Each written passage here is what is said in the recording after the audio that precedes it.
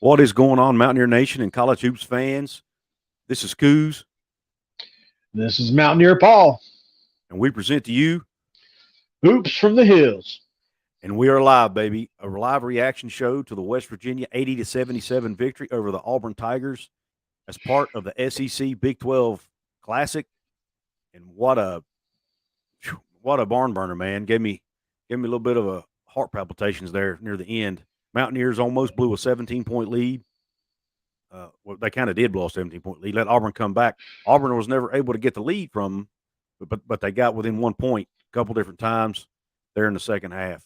So, Paul, real quick, man, just what are your takeaways from this game? Well, I feel like this is low hanging fruit, but Erik Stevenson's back, right? And at least for today, man, he talks shit the whole game. Pardon my Yeah, language. But he did. And good on him, man. They were chirping at each other. Did you guys hear him say game and miss that free throw? It came through so loud on I my didn't hear it. TV. Yeah, that last free throw he shot, he said game, and he missed it. Oh, really? But we still hang on and won. Yeah, but he Yeah, would have looked so dumb. Anyway, it was great, man. I think they needed to get over one of these games where they blew a lead and actually didn't blow it. You know how against Xavier and other teams that we played this year. hmm So that was nice to see. Hopefully that prevents this from happening again. We'll see. right. I hope so, man. This is they've won 2 out of 3. Maybe this is the start of something where they can start getting on a roll here a little bit because they're going to. I mean, they have to in order to get into the tournament. Well, Uh, three I, out of four. well, yeah, true. If you count the TCU game, good point. Um, so Gamecock Chuck said that's who Stevenson is, and yeah, he knows all about him from his days in South Carolina. But yeah, that's what we love. I mean, Stevenson's one of those guys you love that about him if he's on your team, but if you're playing against him, it drives you nuts and you hate the guy. But but yeah, can they get on a roll here? That's what's going to be. That's what I'm anxious to see. Obviously, they need to because 13 wins is not going to get it done. Obviously, to get in the tournament, they need to get up to at least 18, in my opinion. 17 might get them in, but I think 17 is going to put them on the bubble. 18, I think, gets them in because almost every game they win in the Big 12 is going to be at least a quad 2 win, if not a quad 1 win. So, there's a lot of opportunities ahead of them to really improve their resume, and they did that today too. Today was a big step in that, and they've now beaten 2 top 20 teams. So I think that's huge on their resume. They just can't afford to let some of these future games. They've got to beat the teams on their schedule that they're supposed to beat going forward. Oklahoma, Oklahoma Yes. State. They need to win those games. Although Oklahoma was just giving it to Alabama the last I looked. Yeah, it's Uh, yeah. I think this shows you. I think this West Virginia Auburn game is just one example of how good the Big 12 is. I mean, the ninth ranked team in the Big 12 just beat one of the top teams in the SEC. right. And should have So won handily. should have really, yeah. They gave that. They were Auburn got now. Listen, Auburn's defense did step up in the second half and play better, but at the same time, and they made some adjustments. Started to double Erik Stevenson at times, things like that. But at, I really think West Virginia did their part to almost let Auburn back in the game by throwing the ball away, getting sloppy, giving up too many free drives to the basket, some backdoor cuts they shouldn't have given up.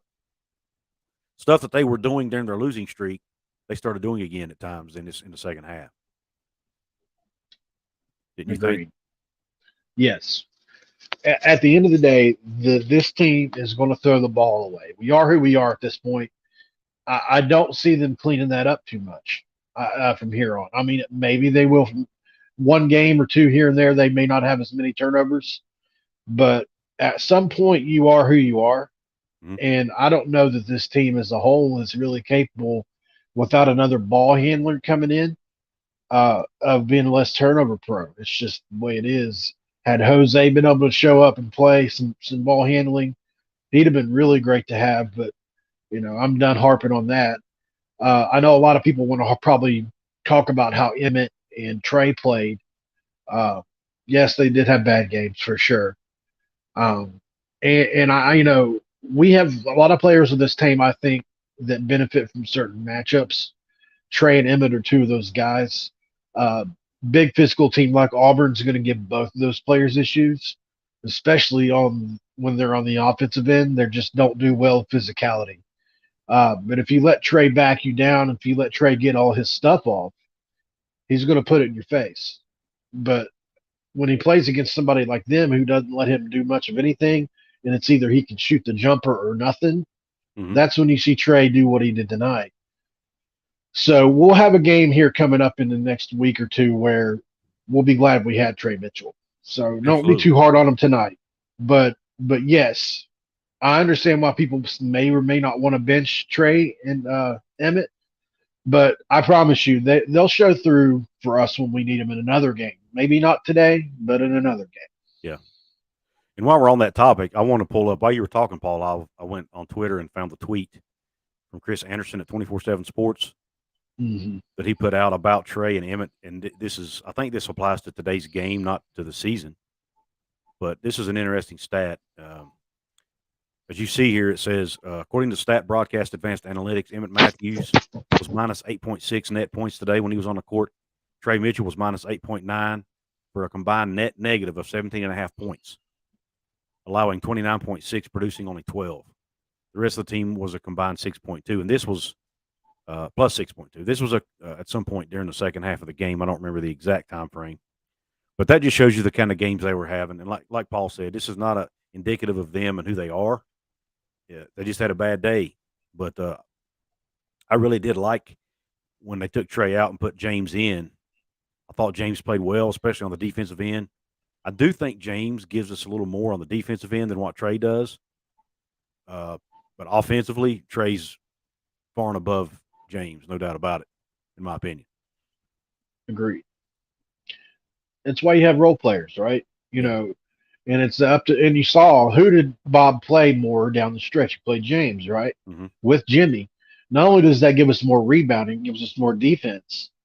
And so when you take a guy like Trey off the floor, even though the net is what it was, I can promise you over the course of several games or however long you want to track it, he's going to outscore James Okonkwo by quite a bit. Just like James Okonkwo is going to have probably 10, 12 more blocks than Trey. Right. It's all about trade-off, and as a coach, you have to know exactly what you want to trade off. I think Bob saw that we were starting to stall tonight, and those guys weren't giving us much anyway, so he put James in, and I think he saved us a couple of times tonight with some key blocks and rebounds. He was able to draw a few fouls. It was nice. Absolutely. A couple putbacks. Krista Sasson says, first she says, I'm all for benching Matthews and Mitchell, which is what we were talking about. And then she says, Toussaint and James 32 are playing so well. Stevenson, I think, plays well with the bench. Yeah, he does. And then because they have to defer to him. Yeah. And she asked, why didn't Seth play much today? I think, and Paul and I actually were messaging each other about this specific topic during the game. I think it really boils down to, who are you taking off the floor? Erik was playing. You could not afford to take Erik off the floor today. And Seth and Erik play the same spot. Well, could you play the same spot? Do you want to bring him in for Joe Ricchetti? No, because he's not a point guard. Now, theoretically, you could bring him in for Emmett maybe and put Erik at the 3, maybe. But then you might create the mismatches you were getting with Erik go away at that point, because then you're putting him against a bigger guy who he's not able to shoot over. So I'm not sure. I think it was just a matter of there just wasn't an opportunity to put him in, because the guys you needed to take off the court, you couldn't afford to. Because Keedy defensively, I'm going to put up some stats real quick too. Even when Keedy's not scoring the ball, he's doing a lot for you on the defensive end. Remember, coming into this game, their leading scorer, Wendell Green, was averaging about 13 a game. Look what he did today. 9 points. So difference in the game. Yeah, absolutely. So, they did a good job shutting him down. And you have to give Keedy and Joe both credit for that. And really all their players outside of Williams should have never got 18. Now, but the point, their points had to come from somewhere, but they did, he was able to step up today. But while I've got the stats up, as you see, their leading scorer was Williams with 18. Johnny Broom had 15. Alan Flanagan had 13 for them. And then they had Katie Johnson off the bench with 10. Their leading rebounder was Broom with 7. And then blocks, Broom had 1 and Williams had 1. And then look at the turnovers, though. They forced 4 Green turnovers and 4 Flanagan turnovers. Yeah. Because that just shows you what our defense was able to do today. They turned it over 13 times to West Virginia's 12. Let's look at them West Virginia stats, Couz, if you don't care for a second. Absolutely. Look at Jimmy Bell. Not even talking about him, are we? Nope. 5 for 5 from the line, 3 offensive rebounds, 7 boards total, 3 steals. Yep. When do you see that from a guy his size? Yep. He does that all the time. He's got such great hands. I swear what Bob said about him being a tight end, sometimes I wonder. He's got such great hands. He really does, and feet. Mm-hmm. But, yeah, 15 points. I mean, he's really come on for us. And the first 4 or 5 games of the year, I was asking openly on Twitter, why is he playing? Because he was that bad early. Mm-hmm. And Jimmy has to be the most improved player on this ball team, man. He just is. Maybe James Okonkwo has a say in that too. But if you look at what Jimmy was doing in his first 3 or 4 games, I mean, he was awful. He didn't know what to do with the ball. His speed of the game was just – he just wasn't adjusted yet. And he's really come on strong for us. I'm really proud of Jimmy Bell. And yeah, I think he's probably made Bob look right, you know. Yeah, he has. Trusting in him. Paul, you probably listen to all of Hugs' press conferences just like I do. Do you remember the press conference where he said when he recruited Jimmy Bell's junior college coach told him he's not going to score for you, but he'll do other things, basically. Yeah. And look at that. Look at his. I mean, he's up to 6 a game. He's averaging more now than he was in junior college. I think he was averaging 6 coming into this game. He drops 15. I mean, and you know why that is? Because he works his tail off. He's in the gym all the time. He's been working on his free throws, and he you know, Bob harps on the weight he lost. He's putting in the time, the effort, and wanting to get better, and it's showing in his game each and every day. Look at that 3-point percentage. Sorry. That's okay. No, I'm done. 45% from 3 today. Yeah. 9 out of 20. Toussaint was 1 for 5. Erik Stevenson 7 for 10 from 3-point range. Yeah. Unbelievable. I thought I was looking at free throws for a minute. 7 out of 10. I had to check and make sure that wasn't the free throw stat. That'll win you some games. Now, here's the other side of that question. We talked about 70%, Paul, from 3. It doesn't happen very often. Wow. You see it.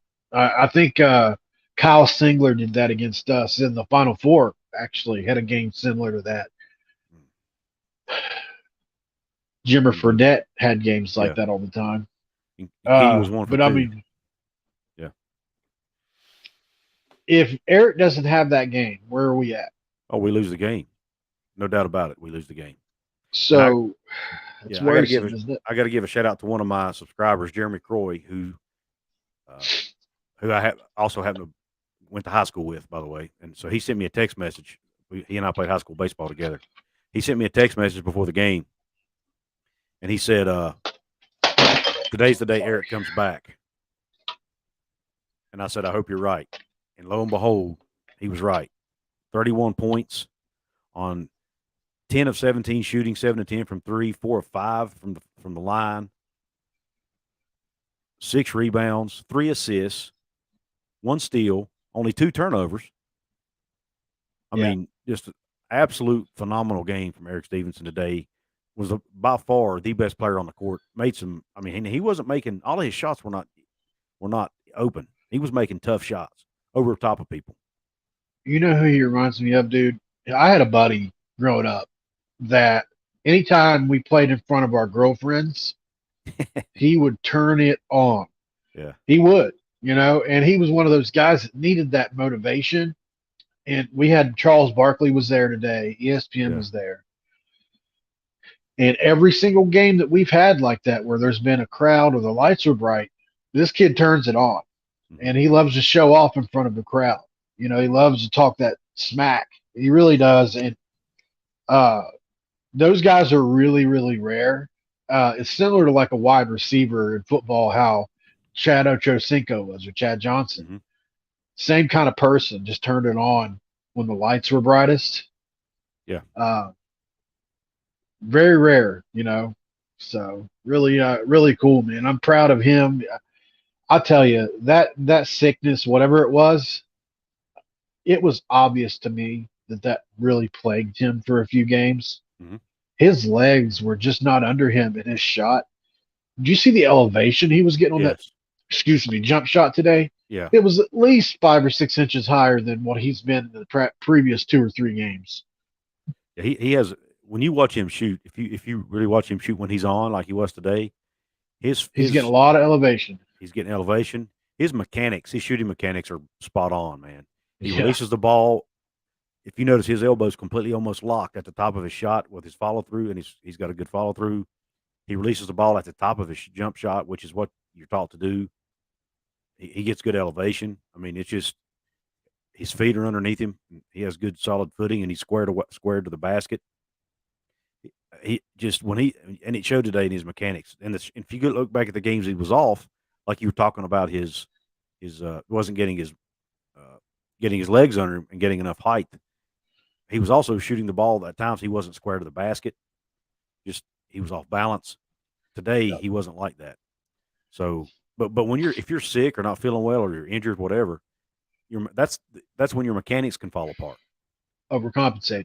Yeah, And yes, and today his his mechanics were back, and it showed.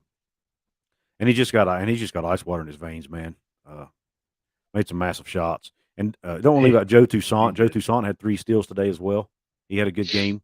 Didn't score as many points, but he had 3 steals. Was 4-4 from the line. He was a key player for us. And a Okonkwo's stat line: 6 points, uh, 2 blocks, which is good, an assist, 4 rebounds, 4 or 5 from the line, and played good That's solid perfect. defense for us, man. I mean, that's Great what you role want. player. That's what you want from him, right there. Yep. And I honestly felt like when he was in the game, the team played better. I mean, it just seemed like because when they'd had a guy try Energy. to, he brought energy. He didn't give up free drives to the basket. He didn't give up uh, cutters on the baseline, stuff like that, which is how they were getting their points when they were getting them. And Yeah, he was not letting that stuff happen when he was in the game. And I thought that was critical. agreed. Yeah, Gamecock Chuck. Yeah, man, I was blown away by that number too. I mean, I watched the game and I just didn't realize I wasn't obviously keeping stats during the game. I didn't realize he was 7 out of 10. Man, that's unreal. Jim Thompson says great team win. He says Jimmy Bell's a steal of the class for Huggins. Lots of teams passed on him because of his size. Yeah, Yep, because he was so big. yep, yep. But Huggins had enough. Huggins had faith in his strength and conditioning coaches to know, and his nutritionists and whoever else they have on the staff to be able to get Jimmy down to where he needed him to be. And then you got to give Jimmy credit for putting in the work and the time and the dedication to get his weight down. Because had he not have, he wouldn't be playing this way. WVU fan Agreed. forever. I'd rather have a Okonkwo and JT come off the bench if we need a spark than Emmett and Trey. I agree. I wouldn't change a thing, to be honest with you. Keep doing what you're doing. Emmett and Trey will come around. And that's what bench players are for. If your starters aren't performing well, you bring them in. Yeah. Thanks for explaining it about Seth. It makes sense. It's what we try our best. Obviously, Yep.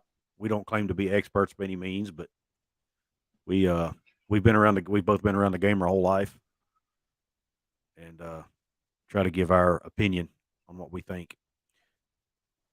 That's all we can do. Yep. David Cummings, how about the minutes Jimmy Bell gave us? Absolutely. Has Stevenson Great, got the big time. elevation? Is that What? what you were? Is that? Did you see this? Were you answering this question earlier when you were talking about Erik? Absolutely, he does. But I Yeah, mean, that did you see the comment? Is what I'm earlier. not before now. No. Okay, interesting. When was that sent? Earlier? At 2:40, Oh yeah, I didn't see it. I didn't see it either, but we answered it. I Well, was if looking. you pay attention, it's been a common theme for me. I've Yeah, it talked has. about his elevation and his shot for Yeah, probably 2 or 3 weeks and now. that's probably So where he got that. He probably remembers that from the last show. Uh, probably but I was looking at the stats, and I wasn't looking at the comments for a few minutes. so I didn't see it. Jeremy Croy, the guy just shouted out, he says, I think coaches make halftime adjustments to disrupt our offense in second half, and our offense doesn't adjust, so they just dribble and don't run offense. That is a habit they get into at times, Jeremy. They did that for several possessions today, and that's when Auburn got back in the game. But I also felt like we had some lapses on the defensive end as well. It wasn't just offensively. Auburn made some adjustments. Bruce Pearl's a good coach, guys, so his teams are not going to lay down. Yeah, and Auburn's not. Even though I thought Auburn was a little overrated, they're still not a bad basketball team by any stretch. So, agreed. I was never really, even though we were up by 17 at halftime, I still wasn't comfortable. Matter of fact, when they started their big comeback, I actually got to the point I thought we were going to lose the game, to be honest with you. Bob Huggins said he could not pull Erik to put Wilson in. Yeah, I haven't obviously I haven't had a chance to go listen to his post game comments yet because we're doing this, but I'll do that later. Krista says they played as great as a team today. They did, man. Got contributions from everybody, whether it was scoring, rebounding, passing, defensively, whatever it was, man. Everybody played their role today, I think. Something that he started to do was really tighten that rotation up. Mm-hmm. We're not going as deep into the bench as we had in previous weeks, and you just wonder if he's gotten to the point to where he only trusts 7 or 8 certain guys. You see guys like Kobe barely gets in anymore. Haven't seen Sumanik in a while, and other guys on down the bench. Mo played very little today too. Mo played very little. When he did play, I thought he played okay. Yeah, James is probably getting his minutes, I would assume, because he's just more advanced than Mo is at this point in his career. Mo's going to be a good player, I think. I love the kid. I'm really high on the kid. I can't wait till he puts on about 40 pounds. Yeah, I'm really high on the kid. He might be one of my favorite players on this team. I love the way he plays. He plays hard. He's a good kid. Gives it his all when he's out there. He just, he has some lapses because there are times he doesn't look ready, But he's only been playing basketball for a couple years now. Yeah. Maybe 3 or 4 years at the most. Because he lived in another country and just didn't start playing the game until late in his high school career. And so he's got a lot of work, he's got a lot of development still yet ahead of him. Kind of like a Okonkwo. Okonkwo got into the sport late as well, and you're just now seeing him start to finally put it all together, and it's finally starting to click for him. So next year may be the year we start seeing it click for Mo on a more consistent basis. Agreed. Any good coach never pulls a player that's having a game like Stevenson was. Those are rare. Agreed. I don't think he even left the court today, did he? For a neck injury. That was it. Yeah. Man, that was scary looking too. Did you see how that was? How that happened? Did you see how? I have no idea how I missed it. I watched the entire game and he remember when when the mouse was in the house and he posted the dude up and went up over his right shoulder. Yeah. When he came down, somebody was behind him, and he's like, it must be like 6 or 8 inches taller than Erik. I think might have been Broom. The back of Eric's neck was shoulder high to him, and so whenever he came down, it just made his neck snap backwards like this, because the bend of his neck hit where the dude's shoulder was, and it made him do that. Okay. And his head, like almost like you hit the floor when you fall, boom, hit off his shoulder. And it probably a really weird feeling. It's not something you don't bang your head off somebody's shoulder every day of the week. Right. Yeah, that probably happened. I actually I'm sorry. I didn't mean to interrupt you.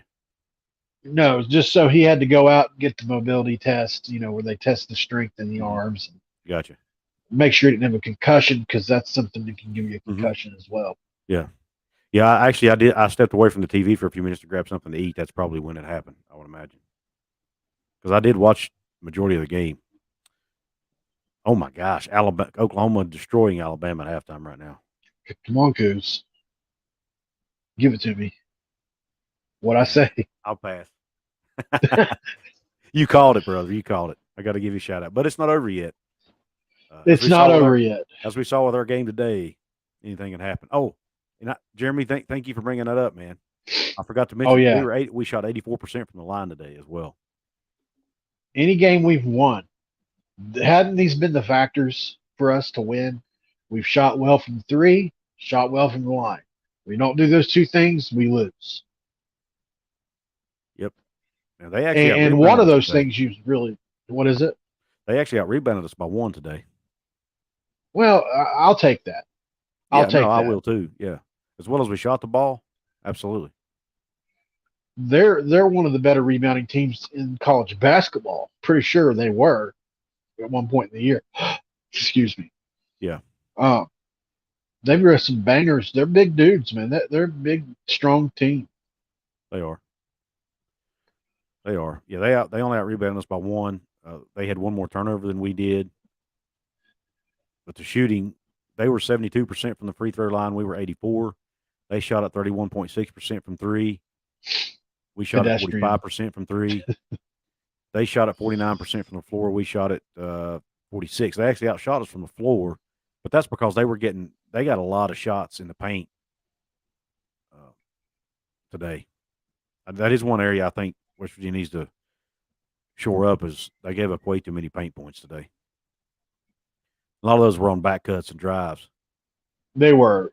What it is I think personally, it's a chemistry thing in a lot of senses. Like on a lot of those flex cuts, Bruce Pearl was scheming those up because I think it was confusing some of our guys like James or Mo, or even Jimmy, who hasn't played a lot of high level ball at this level.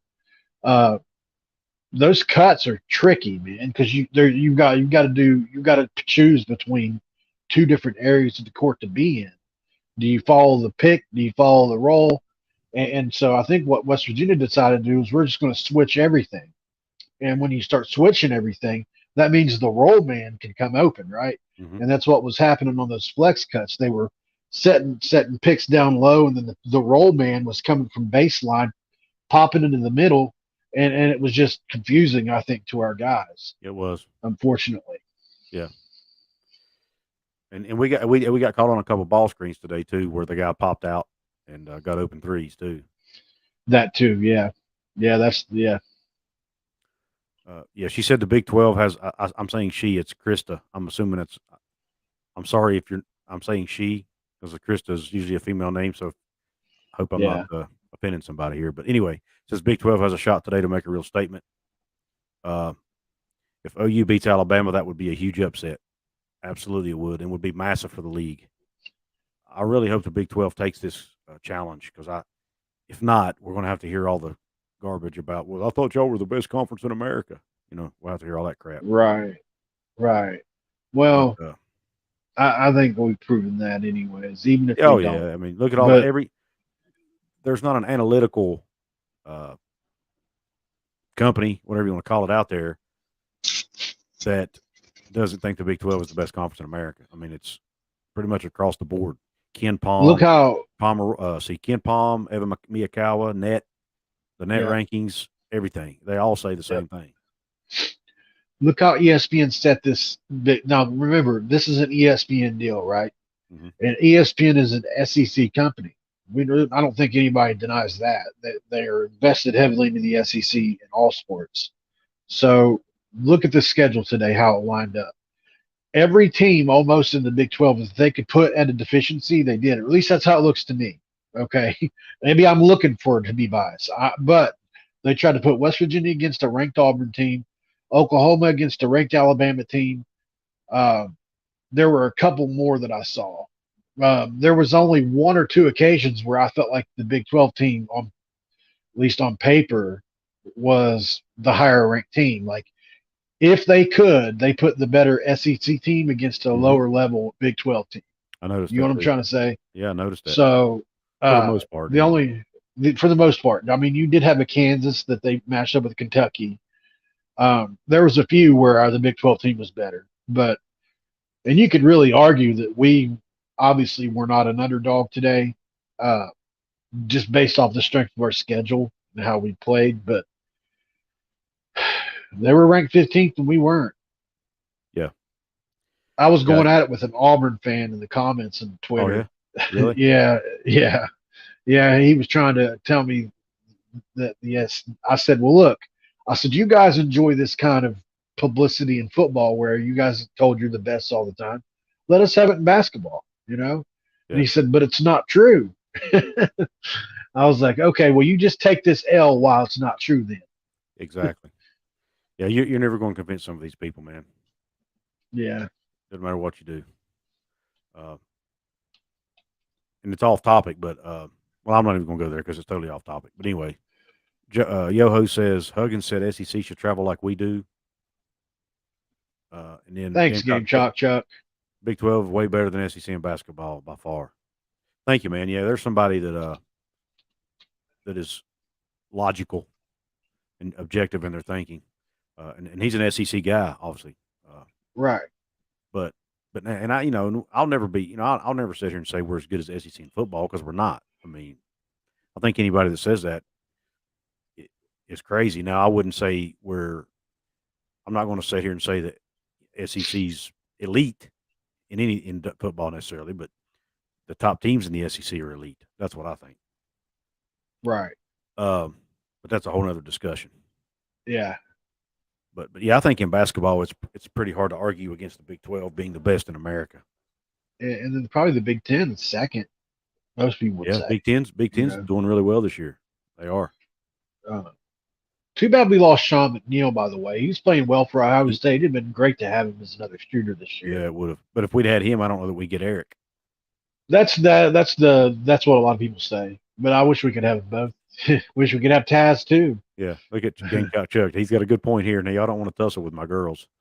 Talking about the Gamecock women's team. They are phenomenal, man. No, definitely don't want to mess with them.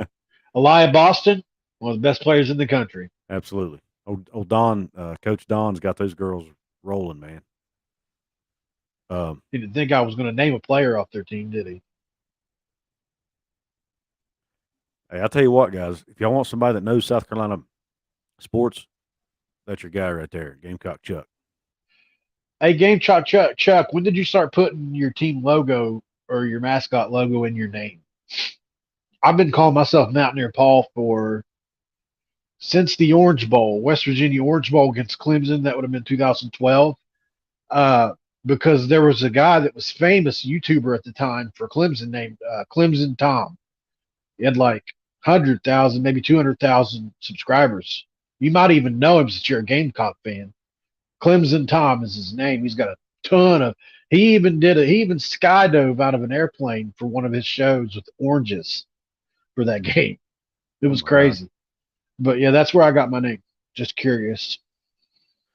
Is he still around? Yeah, he's still on there. I actually looked it up probably a month or two ago. Just curious. He still does the same thing. He's got a Twitter following. He's pretty big. Cool.